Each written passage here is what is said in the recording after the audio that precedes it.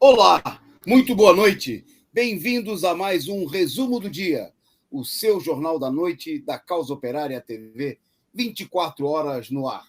Desta sexta-feira, que é dia 26 de novembro de 2021, estamos entrando no ar com o nosso programa de número 880 e, como de sempre, a gente chama você a compartilhar, a chamar o pessoal para assistir esse jornal que não tem rabo preso com as empresas capitalistas, com os banqueiros, com os governos inimigos do povo. É um jornal a serviço da informação e do esclarecimento para a luta, para a transformação, para a luta contra o golpe e em defesa das reivindicações dos trabalhadores. Então, eu mando aí o nosso boa noite para o pessoal que já está chegando e pedindo a todos vocês que compartilhem, chamem o pessoal, desliga lá a rede de esgoto, venha assistir com a gente, o resumo do dia, o seu Jornal da Noite da Causa Operária TV.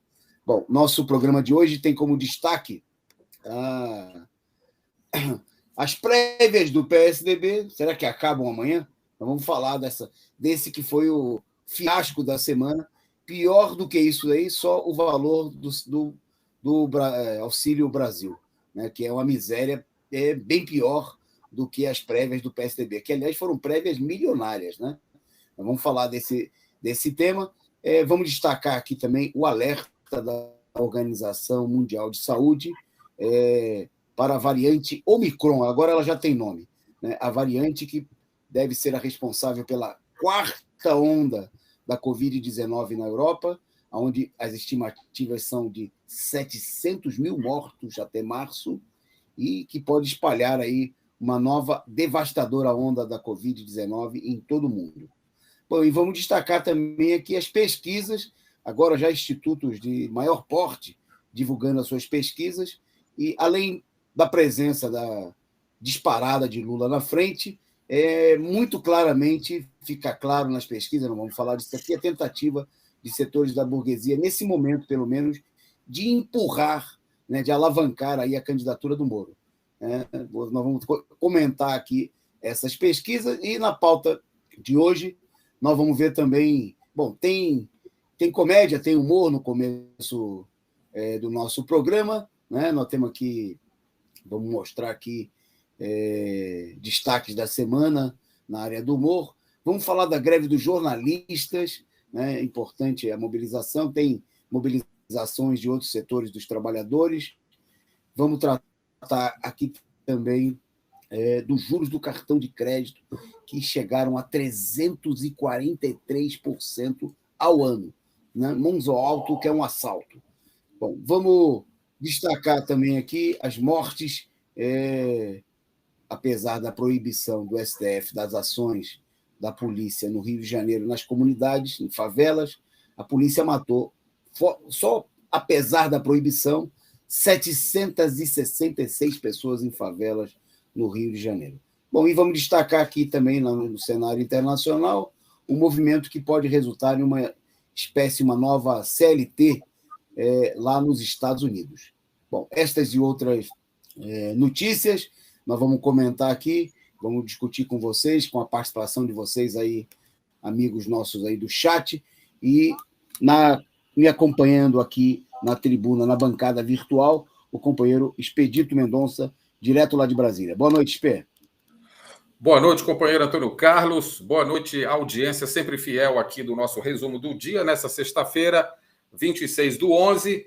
Estamos começando aqui o nosso programa com um pequenininho atraso aí, mas estamos aqui com uma pauta interessante, já foi anunciada aí pelo companheiro Antônio Carlos, e vamos dar destaque àquilo que é importante para informar os internautas, aqueles que nos acompanham. Mais uma vez, pedimos, curtam, compartilhem, comentem, para que o programa ganhe projeção aí nas redes sociais, aí nas plataformas. Devolvo para você, companheiro Toninho, para, sem maiores delongas, darmos início ao noticiário.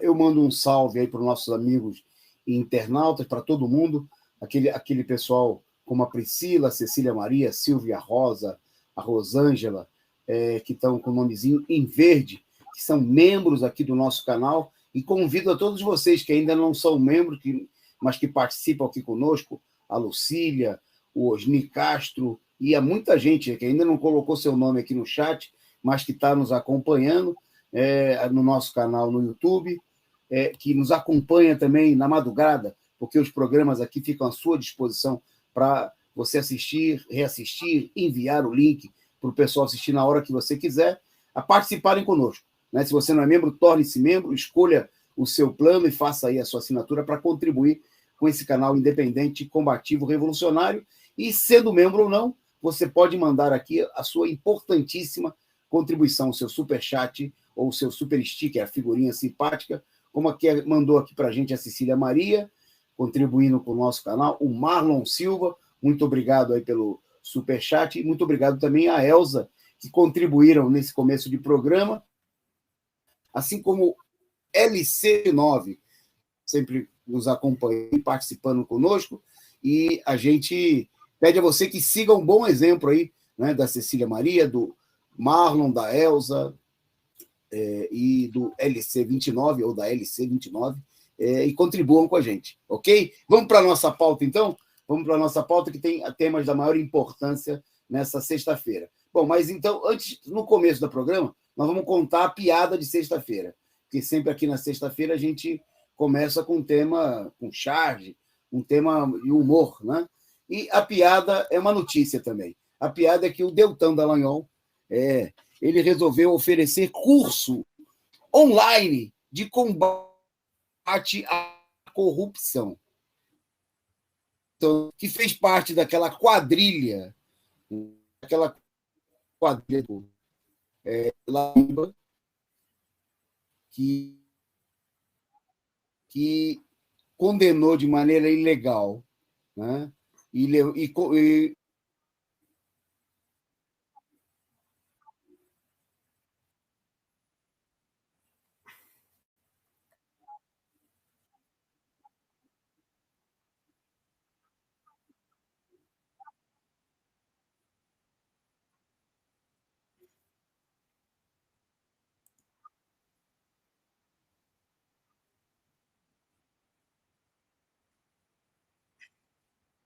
Sim.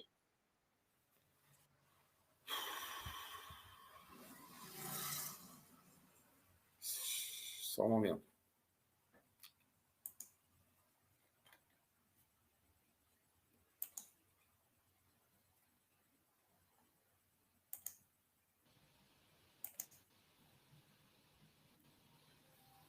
Opa, voltamos aí. Então, o Deltan Dallagnol, que ajudou o Sérgio Moro, o ex-ministro e ex-juiz fascista Sérgio Moro, a destruir o país, a pegar a Petrobras, que vendia a gasolina a um preço absurdo, que o pessoal protestava nas ruas no governo Dilma. A gasolina custava quase R$3, era um absurdo. Né? E graças à ação desses criminosos, né, nós estamos pagando a gasolina a R$7, né? Nós estamos comendo o pão que o diabo amassou, né? Mais da metade do povo brasileiro está desempregado, né? Eles ajudaram a dar o golpe, a colocar Lula na cadeia, e agora o cínico, né, é a piada de mau gosto desse começo de programa, está aí oferecendo aulas de um curso de combate à corrupção. Né? O vigarista deve ter até, deve fazer parte do currículo aqueles PowerPoint mal feitos, né? E deve ter até palestra grátis do Sérgio Moro, como destruir o país, né, com falcatruas e sobre o comando, né, sob a orientação direto do Departamento de Estado dos Estados Unidos, né, onde os acionistas da Petrobras estão adorando o povo brasileiro aqui se ferrando, comendo o pão que o diabo amassou, né, e com a riqueza imensa de petróleo que nós temos aqui, tendo que pagar a gasolina a R$7 o litro. Com R$7, experiência própria, dá para abastecer o tanque de gasolina na Venezuela o ano inteiro. O ano inteiro. Sabe como é que é? Você pode gastar a gasolina que você imaginar, R$7, dá para abastecer o tanque o ano inteiro. Aqui você tem que pagar por 1 litro, né, que não dá nem para você ir até o trabalho e voltar. Bom, essa é a piada de mau gosto, mas a gente tem também as charges para mostrar nesse começo de programa. Não, ficou para depois. Né? As charges vão ficar para depois, que as charges de hoje nós vamos mostrar num ponto sério. Né? Nós separamos as charges para mostrar num ponto sério aqui da nossa pauta. Bom, vamos lá, vamos na nossa pauta. Eu vou passar a bola para o companheiro Expedito para ele falar de uma greve importante que começou hoje, que é a greve dos jornalistas e radialistas da EBC. Se querem saber o que é a EBC, o Expedito conta para vocês. Vai lá. É isso aí, companheiros. A Empresa Brasileira de Comunicação, não é isso? Ela está com as atividades paralisadas em 3 vamos dizer, das mais importantes praças do país, não é isso? Que é São Paulo, Rio de Janeiro e Brasília. E a motivação é uma greve de jornalistas e radialistas da Empresa Brasileira de Comunicação, que é uma empresa governamental, não é isso? E já cumpriu um papel muito importante aí em outros governos, e nesse governo agora está sob a batuta do golpe de Estado, né? Que estamos sob o golpe de Estado. E além da reivindicação de natureza econômica, né, da reivindicação salarial, o protesto também é contra a truculência, contra o tratamento que é truculento por parte da direção da empresa, a direção bolsonarista da empresa, obviamente, né, isso que impõe um regime de terror, né, dentro de censura, de terror e tal, de opressão dentro da empresa. São as 3 principais praças do país, não é isso? Brasília, Rio de Janeiro e São Paulo, e a greve é composta por uma maioria de trabalhadores das equipes de reportagem e parte significativa dos radialistas, né? Foi informado aqui pelo secretário de comunicação do Sindicato dos Jornalistas de São Paulo, que é o Eduardo Vineboldit. Portanto, é uma greve uma categoria que a gente não vê muito comumente aí se mobilizar, fazer greve, tá certo? Mas a situação é por demais calamitosa também junto aos jornalistas aí oficiais né, que trabalham para a EBC, que foram obrigados a tomar essa decisão para verem as suas condições de vida devolvidas através de uma reposição salarial e um protesto também contra as condições de trabalho, já que eles denunciam aqui essa situação de opressão, de perseguição e de tratamento indigno, digamos assim, por parte da direção bolsonarista da EBC. Fica aqui a nossa solidariedade, a nossa força para que o movimento se amplie, ganhe força e imponha uma derrota ao governo e conquiste as reivindicações que estão sendo levantadas. Volto aí para você, companheiro Antônio Carlos. Ok, eu queria destacar uma outra paralisação importante, que é a greve dos trabalhadores da Amazon, justamente no dia em que acontece aí a Black Friday em todo o mundo, né? Os trabalhadores da Amazon resolveram realizar uma série de greves e protestos em pelo menos 20 países, estavam programados para hoje. Então, com certeza, nos próximos, nós vamos falar aí do balanço dessa mobilização, mas o movimento foi coordenado pela coalizão global Make Amazon Pay, faça a Amazon pagar, literalmente em português. Os trabalhadores em todos esses países reivindicam a melhoria nas condições nos locais de trabalho, seguro-desemprego e respeito ao direito de sindicalização, e além de operações ambientalmente mais sustentáveis, né? Os protestos aconteceram aí pelo mundo afora, num dia de bastante agitação no comércio, nem tanto quanto se esperava, né? Aqui no Brasil, hoje se destacava aí, logicamente que tinha a conversa de que na internet a coisa estava bombando, mas as lojas estavam bastante vazias e a expectativa estava muito abaixo da anunciada, justamente porque a população está sem dinheiro, mais uma gigantesca massa de desempregados em todo o país, né? Entre desempregados e subempregados. são mais de 50% dos trabalhadores nesse momento, né? E não está sobrando dinheiro para fazer compra extra, muito pelo contrário, né? Milhões de pessoas aí numa situação em que mal está dando para comprar aquilo que é super necessário para o dia a dia, desde a alimentação. Bom, por falar em greve, eu vou passar para devolver para o Spê para ele comentar mais uma mobilização de médicos, né? Os médicos que durante a pandemia, os trabalhadores da saúde que foram apresentados aí como os salvadores da pátria, agora estão tendo que protestar e paralisar suas atividades para reivindicar o atendimento de suas reivindicações bem pequenininhas até. Com vocês, Pedro. Pois é, mais uma greve aqui, dessa vez aí os médicos do município aí de Poá, não é isso, em São Paulo, e a reivindicação é tanto aí salarial como também contra as condições de trabalho e a situação de precarização a qual, né, as unidades de saúde do município estão sendo submetidas, né? A greve começou na segunda-feira, dia 22/11, e as motivações que levaram os trabalhadores, né, do Hospital Guido Guida a tomar a decisão são o baixo contingente de médicos na unidade, ou seja, que é um problema generalizado no país, não é isso? Bem como as reivindicações contra a perseguição aos servidores, também pelo pagamento de horas extras, férias e folgas. Ou seja, deve reinar aquele clima lá de desmonte de tudo, não é isso? De ataque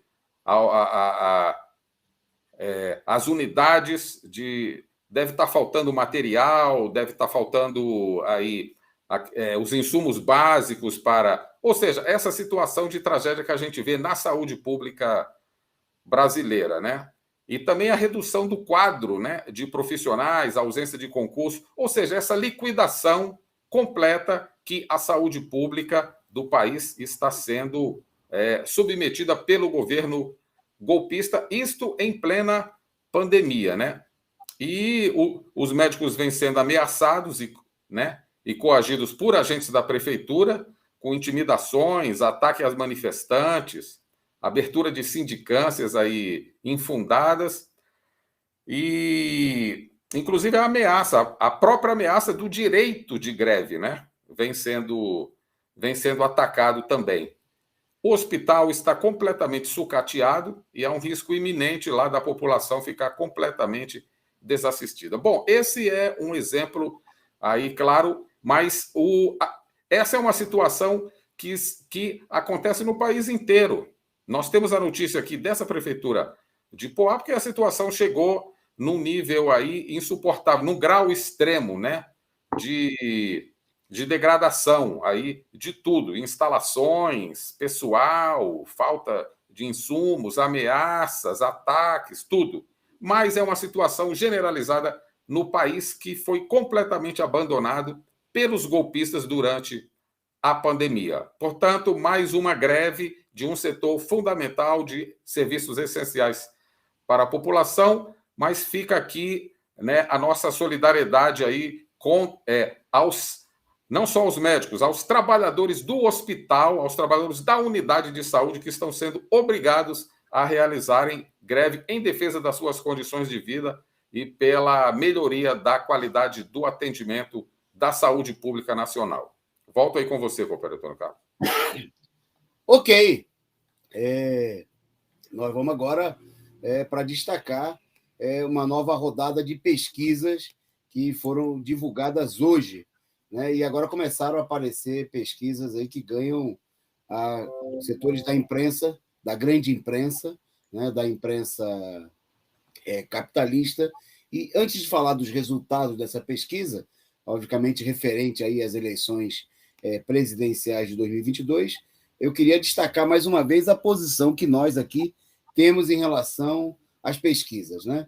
Que as pesquisas não são um instrumento simplesmente de medição, né, de análise de uma determinada tendência em um momento, mas elas são principalmente um instrumento de campanha. né? É preciso entender as pesquisas exatamente dessa maneira.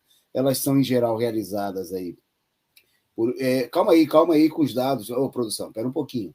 Elas são aí apresentadas como se fosse aí uma fotografia, mas mais do que são uma fotografia, elas são uma peça de campanha, né? Elas são um instrumento para procurar induzir a população a pensar de uma determinada maneira, né? A julgar que as coisas estão acontecendo neste ou naquele sentido.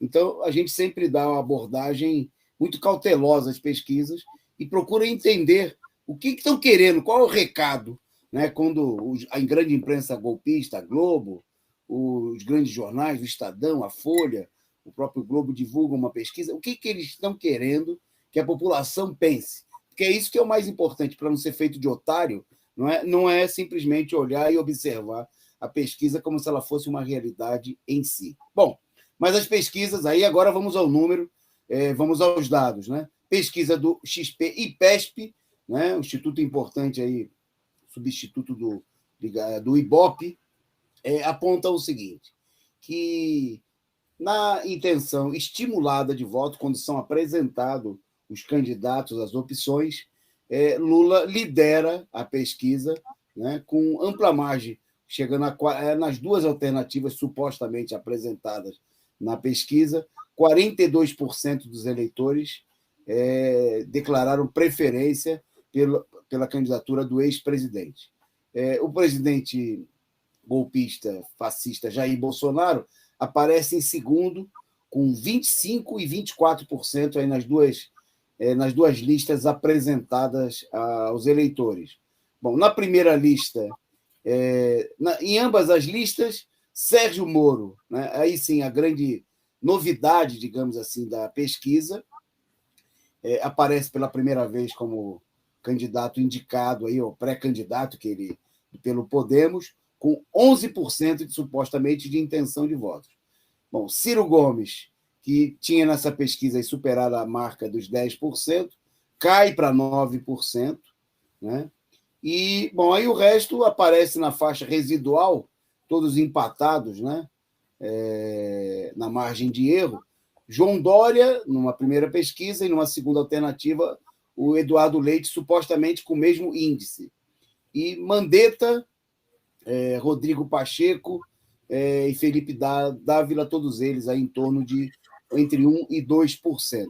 Bom, a própria burguesia procurou divulgar que, além do próprio crescimento do Lula em relação a pesquisas anteriores, né, já tem pesquisas apontando aí, não é o caso dessa pesquisa, mas que apontavam aí uma possível vitória do Lula no primeiro turno, mas o destaque da pesquisa fica pelo fato do crescimento do nome do Moro, né? E ter estacionado e até perdido os pontos percentuais, tanto o Bolsonaro como o Ciro Gomes. Bom, fica evidente o que é importante da pesquisa. Primeiro destaque é justamente que a burguesia, e agora nós vamos ver isso aí nas próximas pesquisas, estão procurando inflar a candidatura, né, empurrar, né, alavancar aí a candidatura do ex-ministro do governo Bolsonaro, Sérgio Moro, que foi aí de longe um dos maiores eleitores do Bolsonaro, né, que garantiu ao Bolsonaro o voto mais importante, que era tirar Lula da eleição. Né, embora o Moro não tenha feito isso sozinho, obviamente, né, ele o fez como parte de uma operação, mas ele foi fundamental nessa operação criminosa, né, que tirou o candidato que o povo queria votar das eleições e obrigou, de certa maneira, a que toda a burguesia apoiasse o único candidato da direita que tinha algum apoio popular, né, que era justamente Bolsonaro, diante do descrédito geral dos demais candidatos da burguesia. Né? A gente destacou o caso do Alckmin, né, o PSDB, o maior partido da direita brasileira, que teve aí menos de 5% dos votos na eleição de 2018. Bom, pois bem, as pesquisas não trazem nenhuma novidade, reforçam, né? Nós vamos ver aqui, no próximo mês, nós vamos ver uma guerra de pesquisas, né? Ora procurando inflar outro. A crise do PSDB que nós vamos falar daqui a pouquinho, o Expedito vai falar para vocês, ela, obviamente, abriu aí uma possibilidade, né, de outro candidato, no caso, o próprio Sérgio Moro, ser estimulado nesse momento. Não significa ainda, não dá para saber, né, nós não temos como saber, se a burguesia se decidiu a favor aí da sua candidatura. Mas a burguesia também ela vai fazendo testes, né? Já teve aí Luciano Huck na parada, já apareceu o nome do Datena e sumiu, já apareceu de tudo. E pode aparecer ainda, né? Nós estamos aí, apesar das dificuldades, que é a chamada terceira via, né? O setor representante dos setores mais poderosos da economia brasileira, né? Dos grandes capitalistas, dos banqueiros. Eles, por enquanto, está empacado, né, a situação aí no PSDB e está sendo feito aí um teste, né? Provavelmente nós estamos vendo toda hora a Globo não só apresentar o Moro nas mais inusitadas situações, agora não é perseguindo o Lula ainda, né? Mas até já arrumaram conselheiro econômico do Moro, que dá entrevistas a 3x4, e por aí vai. Né? É o Moro aparecendo no Congresso Nacional, daquele jeito de voz de pato, né? Defendendo lá esse ou aquele projeto.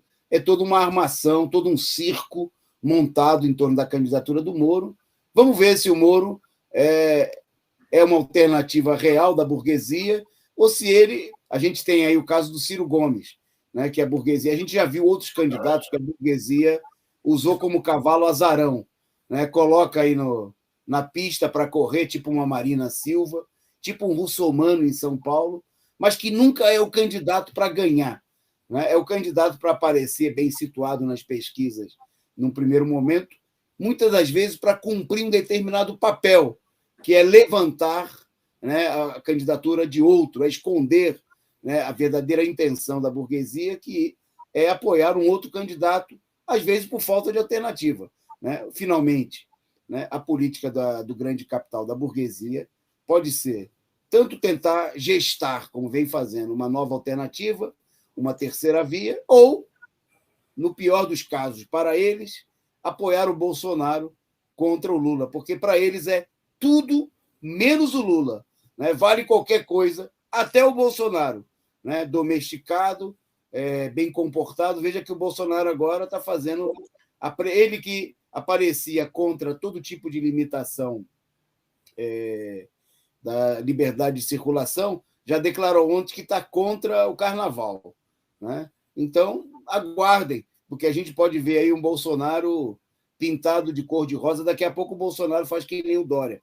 Aparece aí como identitário, defensor das mulheres, dos gays, qualquer coisa, porque para a burguesia, né, para manipular, para defender seus interesses, não há limite. Né? Não há espontaneidade, não há nada. O que vai sobrar é manipulação e uma verdadeira guerra para tentar evitar a vitória da esquerda. Bom, por falar em guerra, o PSDB anunciou que amanhã vai retornar e acabar com as prévias. Para falar sobre essa história, eu vou passar a bola para o companheiro Expedito Mendonça. Vai lá. Pois é.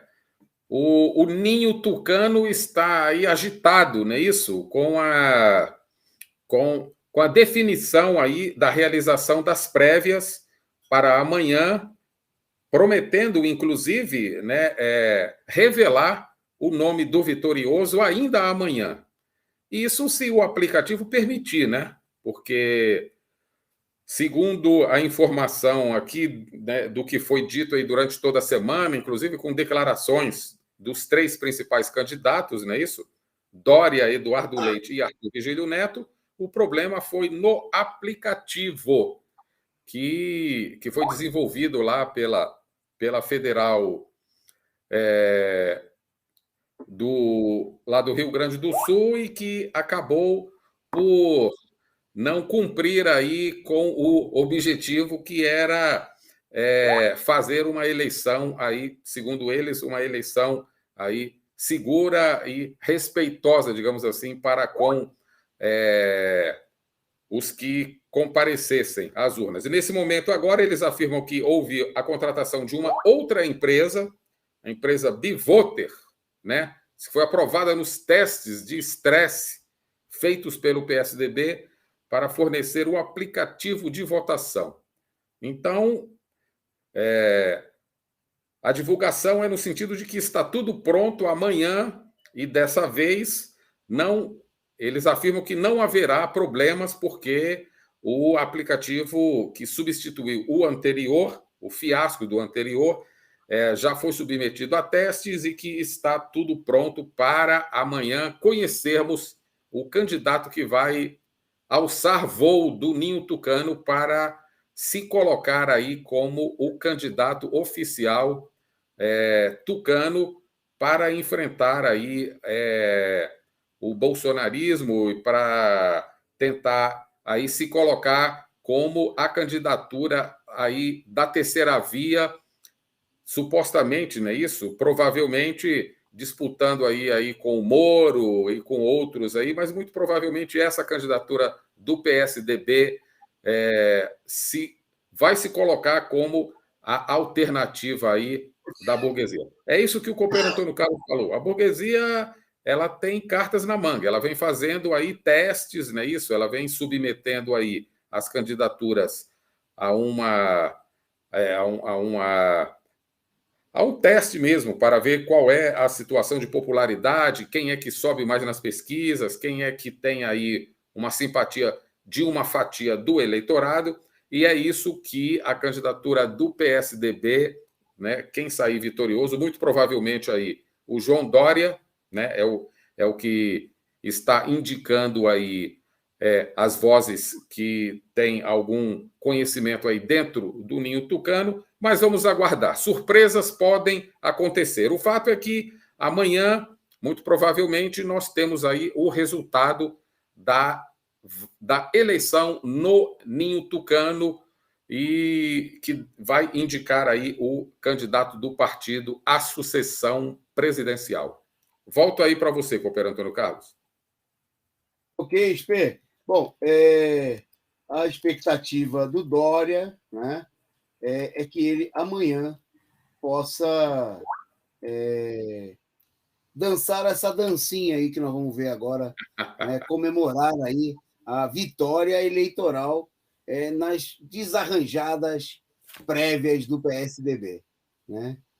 Tá aí o Dória totalmente artificial, né? Ele que já se apresentou aí como homem vacinador, João Trabalhador, né?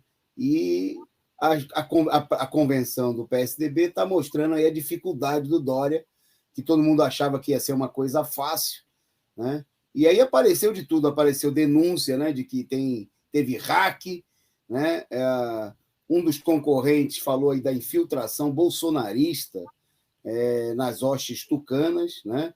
Teve a deputada Marta Rocha, que no domingo saiu das prévias, durante as prévias, anunciou, ela que é deputada do PSDB, que vai votar no Bolsonaro, né? Defendeu já o voto no Bolsonaro, já campanha Bolsonaro já. Pô, e todo mundo sabe que uma parte significativa do PSDB está embarcado aí no bolsonarismo, né? Liderado aí, puxada pelo ex-governador e ex-candidato presidencial dos tucanos, o Aécio Neves.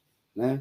Bom, fica aí a situação do PSDB, mostra, né, a dificuldade, a crise que tem na burguesia, resultado direto do agravamento da crise econômica.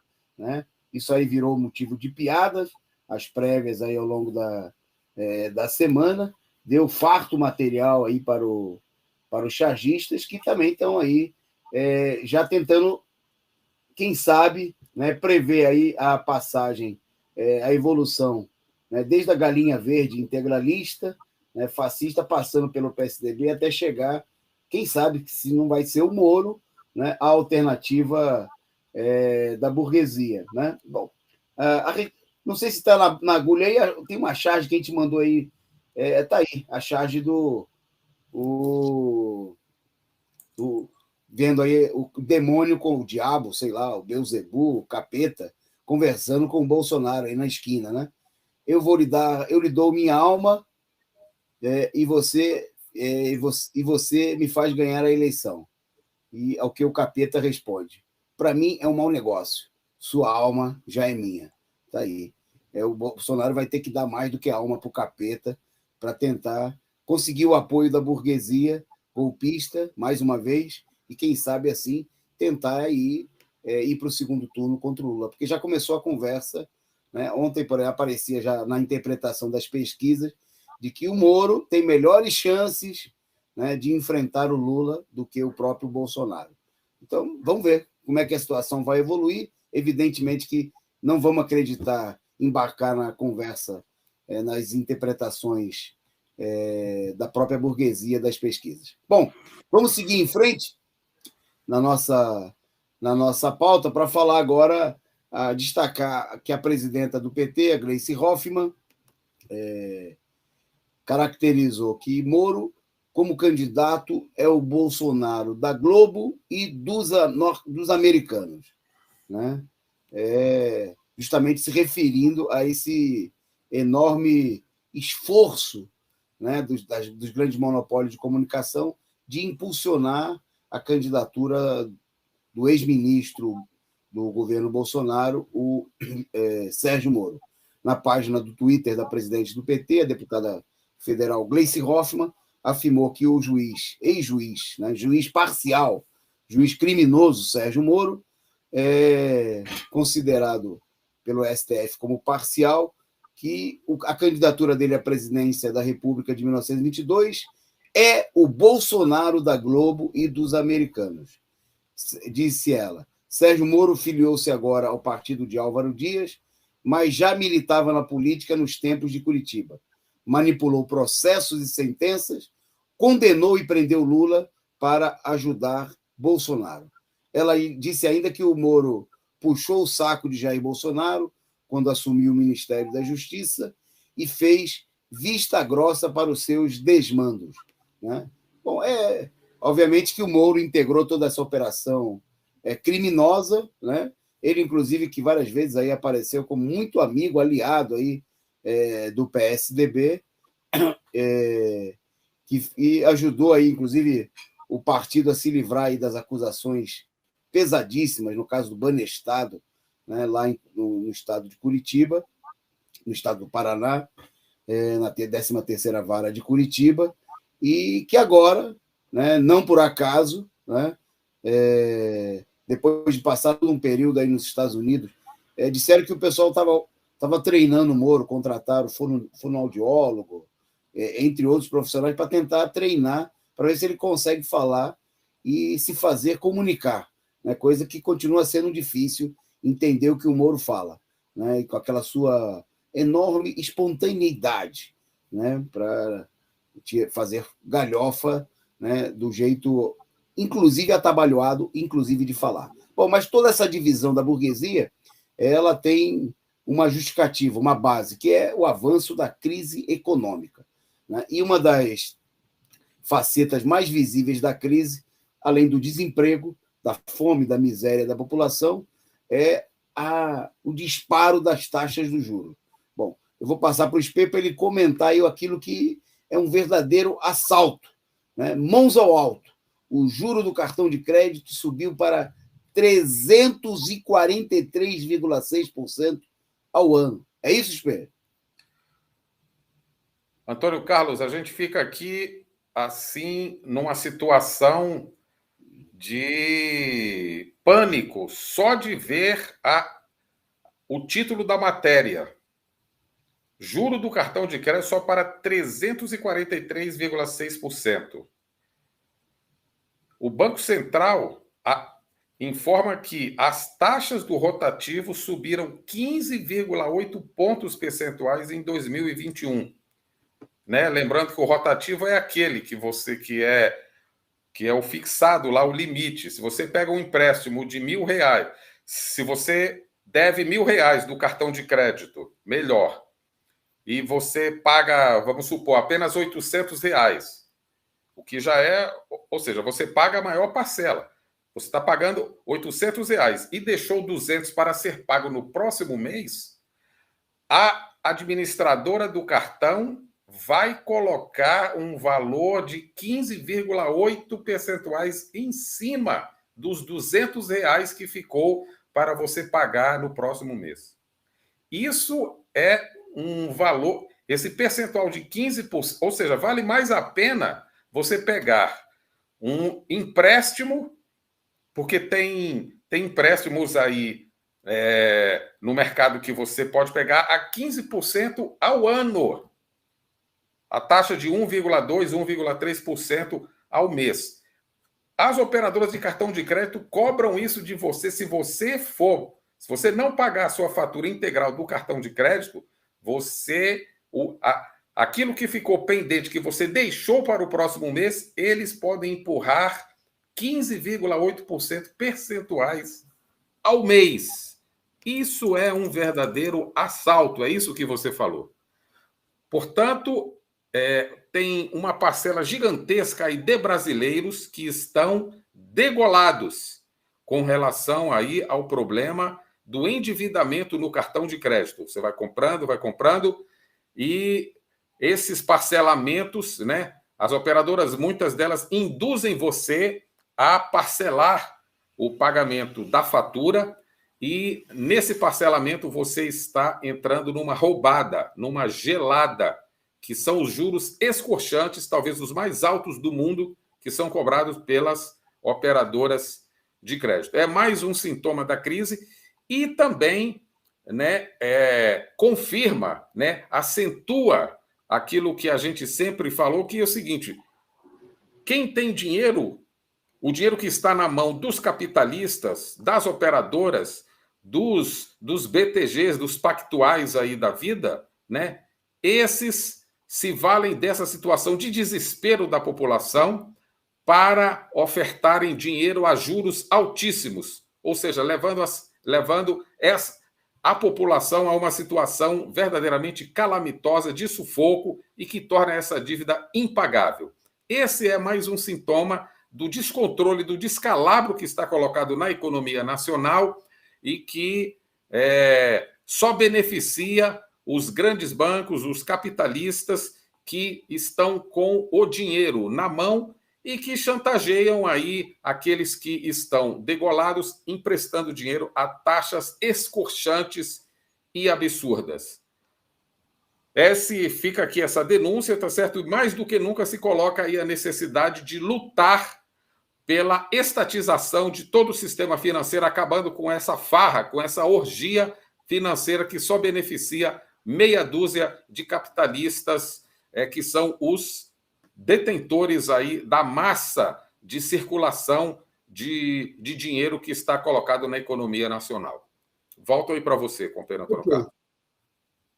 Ok, Spê. Bom, parte dessa crise, né, e o medo de uma nova onda global da epidemia fez as bolsas aí oscilarem, muita turbulência pelo mundo todo. Bom, aqui no Brasil, o Ibovespa, o principal índice da Bolsa de Valores brasileira, fechou o dia com um tombo de 3,39%, né?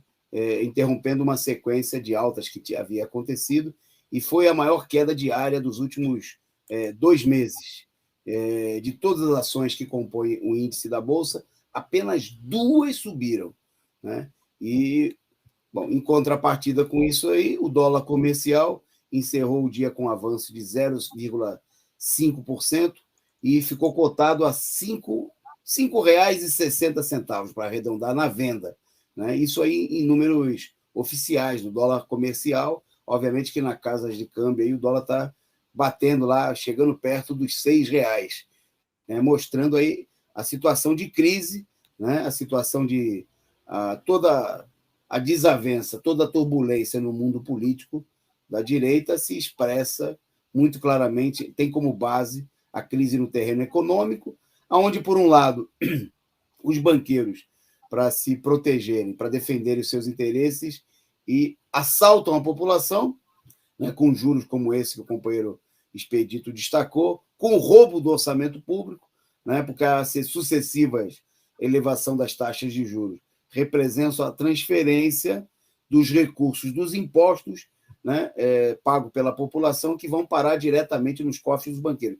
Só nesse ano, é sempre bom lembrar, São mais de 2 trilhões e meio, 2 trilhões e 500 bilhões que vão ser pagos a título de juros, serviços da dívida aos bancos. Né? Quem vai pagar? Nós vamos pagar, né? Através do orçamento da União, dos estados e municípios, né? Nós vamos pagar isso daí, o dinheiro que não tem para a educação, que não tem para a saúde, que não tem para gerar empregos, para aumentar o valor das aposentadorias, tudo isso aí vai parar alegre e sorridentemente no cofre dos banqueiros. Bom, antes de devolver a bola para o companheiro Expedito, né, para destacar aí, nós começamos a semana falando aqui da situação do massacre lá na comunidade de Salgueiro, em São Gonçalo, né, onde 9 pessoas foram, pelo menos 9, né, corpos foram encontrados e identificados nessa chacina cometida pela polícia. 8 dos corpos foram jogados dentro da vala, execução sumária, e o Expedito vai mostrar para vocês daqui a pouquinho um dado geral muito importante sobre essa situação. Mas não sem antes, eu vou aqui agradecer a participação e a presença conosco da companheira Nilza Ramos, né, que se tornou membro bronze do nosso canal. Seja muito bem-vinda, companheira Nilza. Um fortíssimo abraço para você.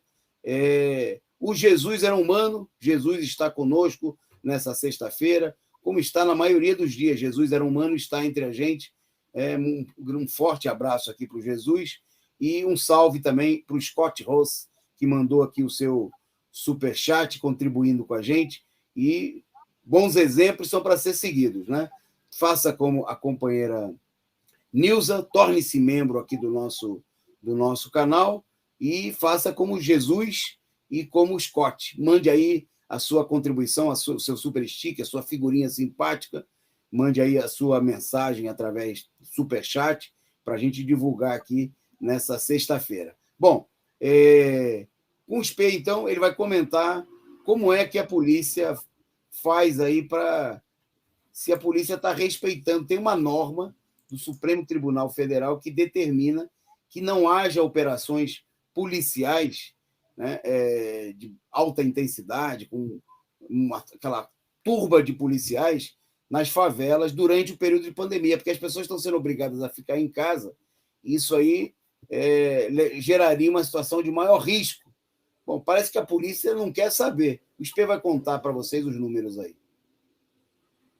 Verdadeiramente uma situação calamitosa, é um descalabro completo isso aqui, e uma situação que mereceria, né, não sei, alguma coisa aí, alguma ação mais efetiva que, lógico, só pode partir da própria população, não é isso? Não vamos confiar aqui em instituições que vão... Até porque a Suprema Corte do país, veja só, a maior instância do Judiciário Nacional, o Supremo Tribunal Federal, não é isso? Desde o advento da pandemia, né, pouco depois do advento da pandemia, instituiu aí a chamada arguição de descumprimento de preceito fundamental, que foi instituída aí provisoriamente pelo ministro Edson Fachin, que preconiza que, desde então, sob pena de responsabilização civil e criminal, não serão realizadas operações policiais durante a epidemia do Covid, salvo em hipóteses absolutamente excepcionais, escreveu o ministro no despacho. Bom, o que dá para entender é que o seguinte, a polícia ela simplesmente desconheceu qualquer norma, qualquer situação que impede a realização dessas operações, e para ela tudo é situação, já que tem esse dispositivo aqui, que tem essa exceção, que fala salvo em hipóteses absolutamente excepcionais, bom, eles interpretaram ao bel prazer deles, e segundo o que eles vêm fazendo, não vale de nada isso aí. Para eles, tudo são situações situações excepcionais, porque eles não interromperam a chacina que sempre foi corriqueira e habitual nos morros, nas favelas, nas periferias e nos mocambos, aí onde a população pobre preta e indefesa está localizada. A gente não vê falar nesses números verdadeiramente alarmantes. São 766 pessoas mortas em favelas no Rio de Janeiro. Mesmo diante da proibição, através da liminar provisória que limita essas operações, a polícia não quer saber de nada disso aí. Há exemplos aí de que, desde o dia 20 para cá, várias operações foram realizadas, essas operações com armamento, planejadas, com mais de 200 homens, com armamento pesado, com helicóptero, com caveirão, com tudo. Ou seja, com tudo que tem direito para aterrorizar e assassinar a população indefesa do Rio de Janeiro. Portanto, a chacina do Salgueiro, junto com a chacina do Jacarezinho, todas essas chacinas são de responsabilidade dessa verdadeira máquina de guerra contra a população, desse grupo de extermínio chamado Polícia Militar, que atua sem nenhum controle, sem nenhum protocolo de nada, eles não querem saber de nada. Para eles existe uma legislação própria que é matar, sair para matar, sair para aterrorizar a população pobre. Esses são os dados, essa é a realidade. Isso são dados aqui. Com certeza, tá certo? Há aquelas operações clandestinas de assassinatos que não são registrados, que não são notificados. Esse número, com certeza, deve estar muito maior. Mas somente o número oficial, por si só, já revela a situação de descalabro que a gente vive no país e de descontrole. Portanto, mais do que nunca, coloca-se na ordem do dia a necessidade do armamento da população e da exigência de dissolução, de desmantelamento dessa verdadeira máquina de guerra, desse grupo de extermínio, desse esquadrão da morte chamado PM Nacional. Volto aí com você, companheiro Antônio Carlos. Ok. Bom, nós vamos para a nossa pauta internacional, né, mas antes de destacar aqui que amanhã, né, queria convidar todo mundo, não vou deixar para o final, já falar agora, nós estamos contando com a sua participação, que amanhã está de volta aí o companheiro Rui Costa Pimenta, não, antes do jogo antes da final da Libertadores. A produção está excitada, que tem palmeirense na produção, está tão empolgado, né, com a final da Libertadores amanhã, entre os dois melhores clubes brasileiros, que quis passar por cima aqui do apresentador, mas tudo bem. Nós já vamos falar daqui a pouquinho da final entre Flamengo e Palmeiras. Mas amanhã, às 12 horas, né, imperdível, a análise política da semana, com o companheiro Rui Costa Pimenta, de volta aqui, esclarecendo tintim por tintim dos grandes acontecimentos da semana, na crise política, os ataques ao ex-presidente Lula por parte da imprensa golpista, as novas denúncias, né, contra as relações incestuosas, né, as relações promíscuas de Boulos e o Instituto IRE com o imperialismo através de órgãos ligados à CIA, né, as graves denúncias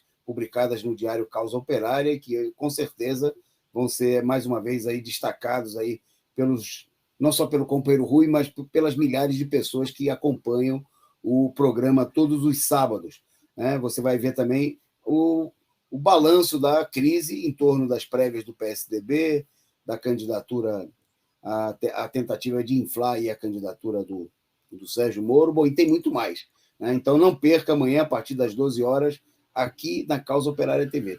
Antes disso, tem programação, tem o Esquenta, né, um programa animado aí com o companheiro João Pimenta, companheiro Eduardo Vasco, você participa, né, você manda a sua pergunta, vai participando e se preparando para participar da análise política com o companheiro Rui. Bom, tem mais amanhã, né, na sequência tem almoço aí para celebrar aí a volta do companheiro Rui e também a confraternização com o pessoal, e no final da tarde, aí sim, no final da tarde, nós vamos assistir junto, tomando aquela cervejinha, a Flamengo e Palmeiras, final da Libertadores da América. Daqui a pouquinho o Spê, no final do programa, vai falar sobre esse jogaço. Jogaço que, infelizmente, vai ser feito aí fora do território nacional, né? Mesmo sendo 2 times brasileiros, né? O esquema montado aí pela burocracia do futebol da América do Sul e pelas grandes corporações, levando lá para Montevidéu a final, um único jogo, né? A peso de ouro, ingressos mais baratos a R$ 1.100, um verdadeiro atentado, né? Contra as 2 torcidas gigantescas que são a torcida do Flamengo e do Palmeiras. Bom, mas antes da gente chegar no finalzinho e falar do jogo, queria destacar aqui a preocupação, agora já destacada em verso e prosa, em relatórios da Organização Mundial de Saúde, que declarou oficialmente a B1.1.529, que é a variante a nova variante identificada, como sendo a variante, né, de preocupação. E escolheu, inclusive, um nome para essa nova variante da Covid-19. Omicron, né, é o nome dessa nova variante, e que foi classificada no mesmo grupo de versões do coronavírus que já causaram um grande impacto na progressão da pandemia, como a alfa, beta, gama e delta, né? Agora nós vamos ter, então, aí a Omicron. Ela foi descoberta originalmente na África do Sul, né? Ela é considerada de grande preocupação porque ela tem nada mais, nada menos do que 50 mutações, né? Sendo mais de 30 delas na chamada proteína spike, que quer dizer a chave, que o vírus usa para entrar nas células e que é alvo da maioria, que inclusive é o alvo da maioria das vacinas contra a Covid-19, né?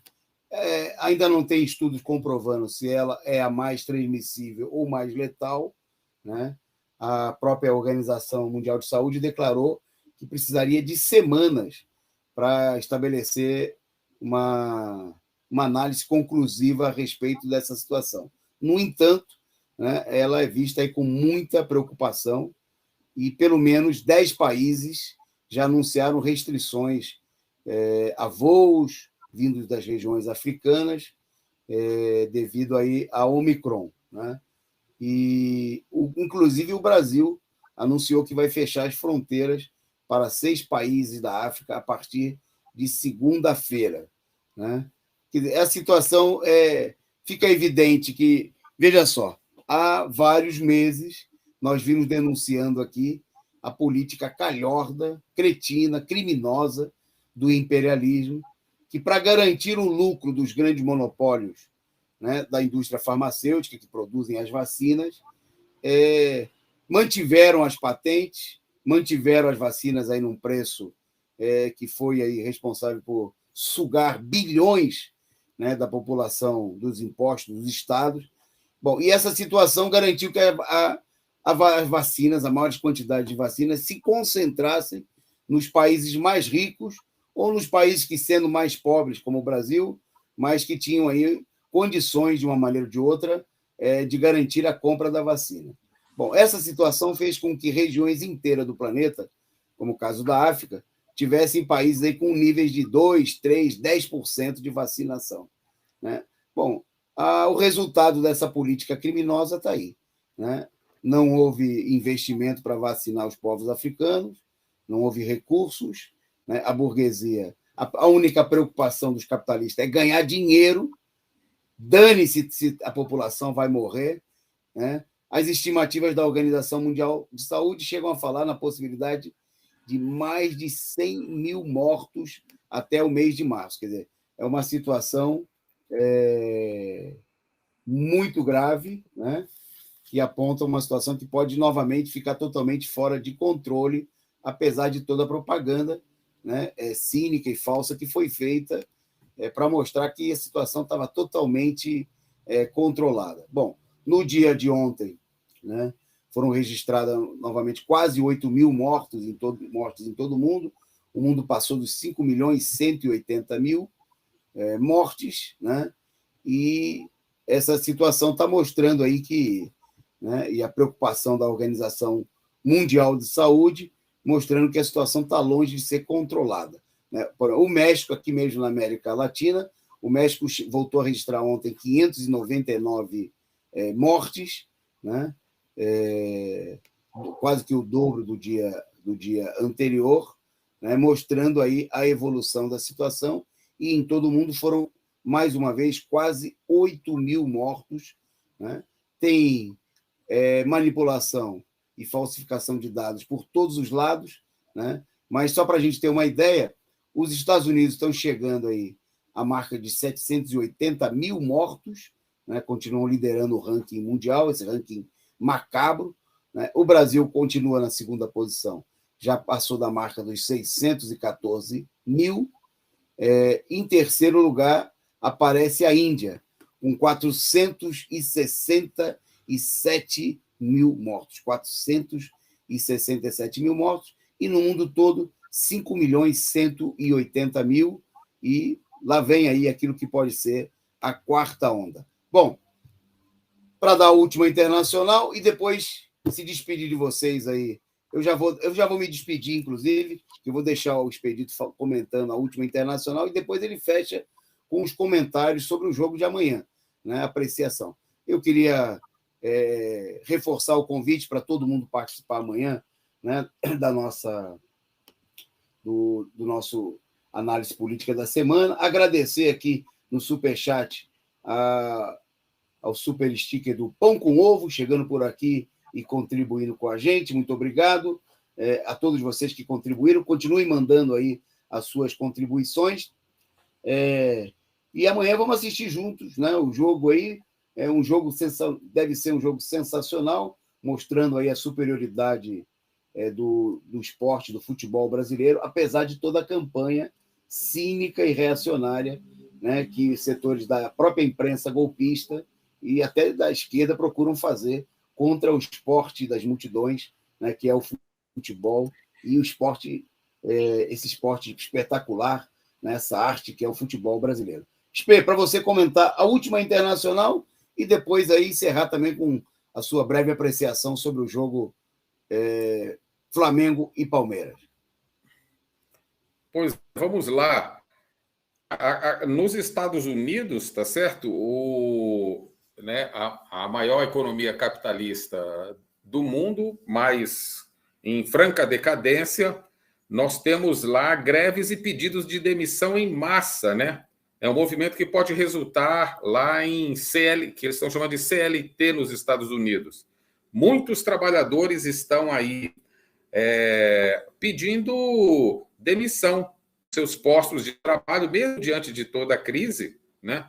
Mesmo diante da situação de dificuldade em reconquistar um novo posto de trabalho, né? Muitas pessoas estão aí abandonando os seus postos de trabalho em função da baixa remuneração e também das condições desumanas de trabalho, com a arrogância das chefias e outras práticas aí que humilham e que atacam os trabalhadores, né?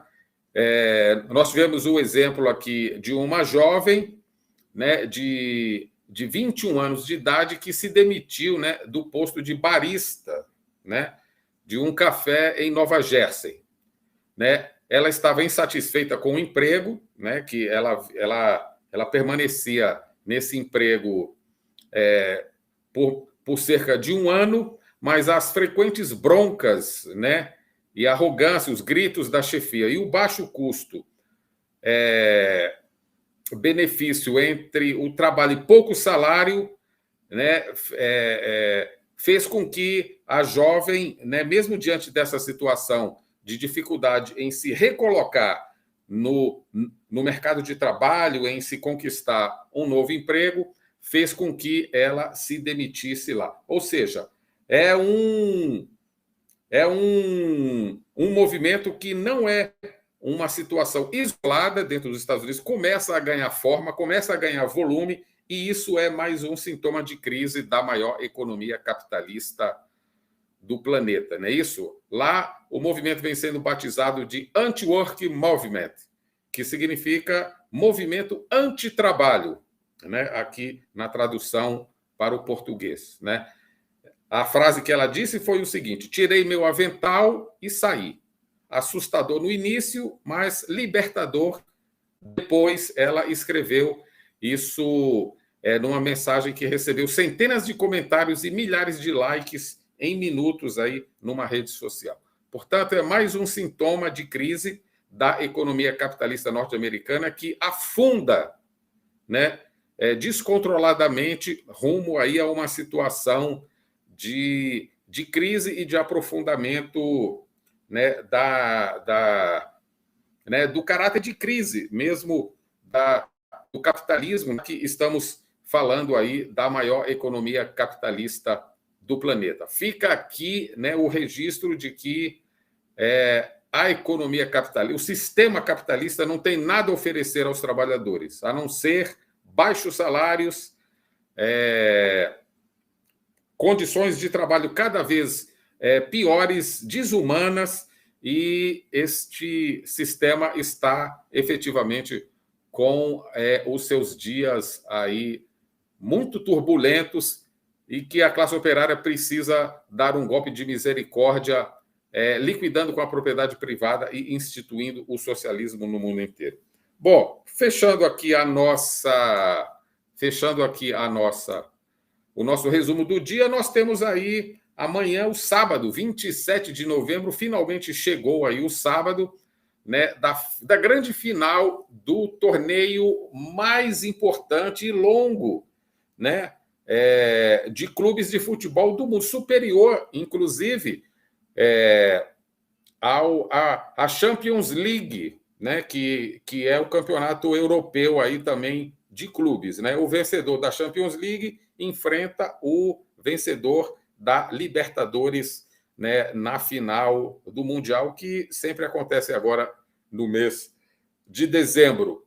Mais uma vez, 2 times brasileiros, a exemplo do que ocorreu no ano passado, quando o Palmeiras e Santos, Palmeiras que também é finalista esse ano, protagonizou no ano passado a final com um outro time também paulista, que é o Santos, e acabou sagrando-se campeão num jogo que foi realizado no Maracanã, já que as duas equipes que se enfrentaram eram do estado de São Paulo. O Palmeiras foi campeão, um gol muito bonito já aí com a partida caminhando para o seu encerramento, um gol de cabeça de um atacante lá que eu não me recordo o nome nesse momento aqui agora, mas foi o gol que deu...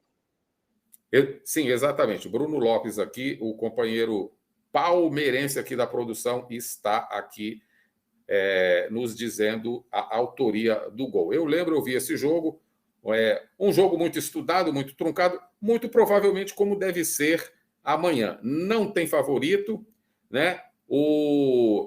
Tem muita gente falando, mas o Flamengo tem um elenco superior, o Flamengo tem um elenco mais técnico, mas, meu amigo, é briga de cachorro grande, são 2 grandes equipes, são 2 grandes camisas, muita tradição, muito título dentro da sala de troféus de cada time, e não dá para arriscar palpite nenhum. É absolutamente imprevisível, é jogo de estratégia, é jogo de estudo, e não sei, vai ganhar aquele que errar menos, eu penso, não é isso? Queremos deixar registrado aqui o protesto, né? Porque a final será realizada fora do país, onde os 2 times são sediados. São 2 times nacionais, 2 times brasileiros, e a final, atendendo aí a interesses da cartolagem sul-americana, levou a final para fora do Brasil. O companheiro Antônio Carlos falou aí que é em Montevidéu, precisamos confirmar. Me parece que é em Assunção o jogo, né? Ou não, capital do Paraguai. Sim, vai ser em Montevidéu, então, no Estádio Centenário, é isso?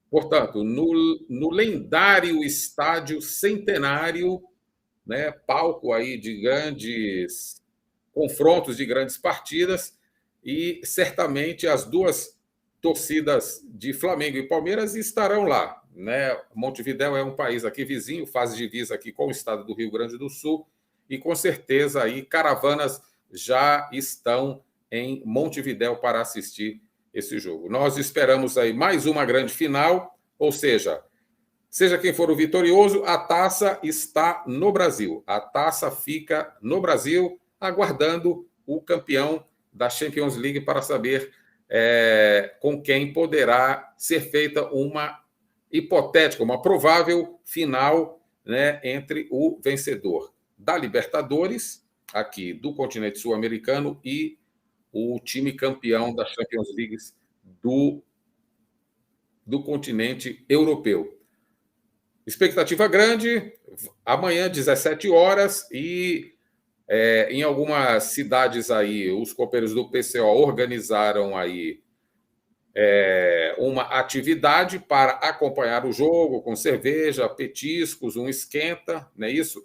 E vamos todos aí assistir a esta grande final, porque são duas grandes equipes do futebol nacional. Eu me despeço por aqui, convido todos aí, reforço aqui o convite do companheiro Antônio Carlos para não perdermos, não deixarmos de ver amanhã, a partir das 11h30, meio-dia, o retorno da análise política da semana com o companheiro Rui Costa Pimenta, o melhor programa de análise política da TV brasileira, sem dúvida nenhuma. E, portanto, amanhã, entre 11h30 e meio-dia, análise política com o companheiro Rui Costa Pimenta e a análise sob o ponto de vista do marxismo, da luta de classe e, obviamente, colocada sob o ponto de vista da defesa dos interesses dos trabalhadores. Eu me despeço aqui, envio um grande abraço aí ao palmeirense, desejando boa sorte ao companheiro Gabriel, não é isso? O Toninho já se ausentou daqui, eu não vou torcer para nenhum dos dois, ficarei na torcida pelo futebol bonito, pela vitória do futebol brasileiro. Um grande abraço a todos, uma boa noite e até amanhã, às 11h30, meio-dia, na análise política da semana. Boa noite a todos, bom fim de semana, um grande abraço.